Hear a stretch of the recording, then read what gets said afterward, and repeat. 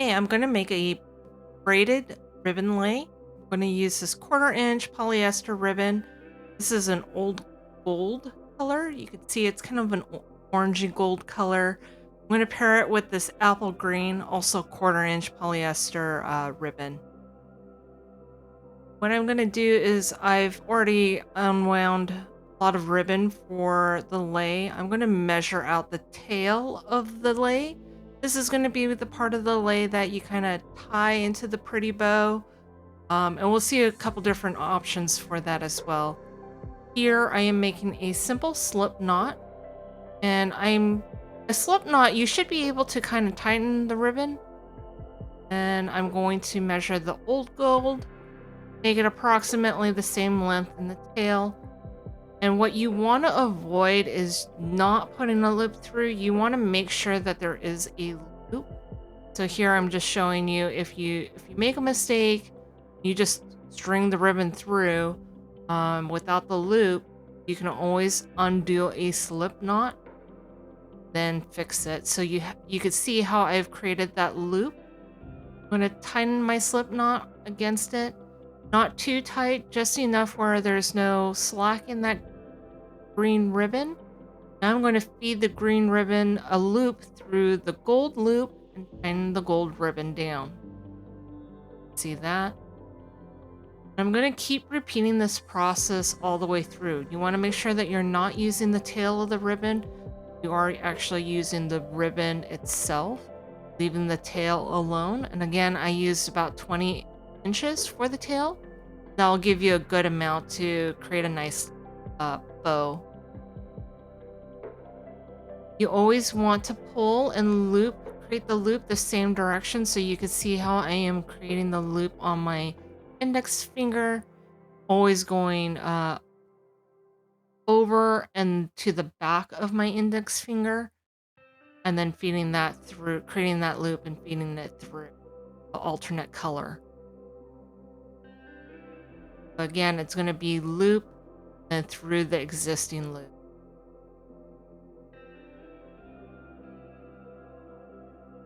I'm going to repeat this process for the entire length of the lay. You can make this however small you want. For instance, if it's for a child, you might want it a little bit smaller. For adults, I used about 20 yards of ribbon.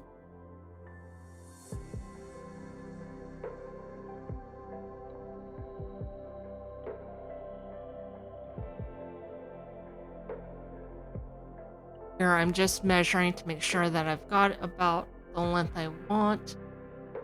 I'm going to match the tail of the ribbon on this end to what I started with. So again, that was 20 inches. So I want to keep going until I have about 20 inches left on.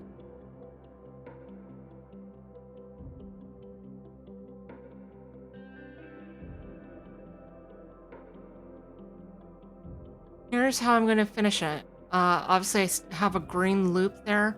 Strung the gold through that green loop and then just tighten that down.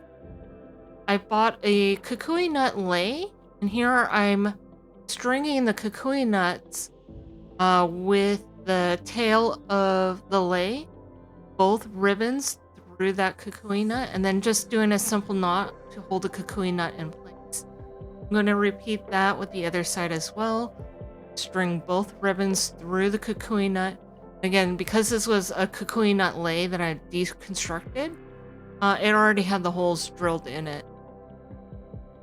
Again, knotting it to hold it in place, then doing a simple bow at the end to connect the two tails.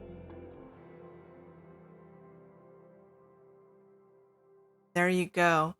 I'm cleaning up the bottom of the tails because when I strung it through, it kind of did ruin the ribbon a little bit. So just to be on the prettier, neater side, I cleaned up the tails.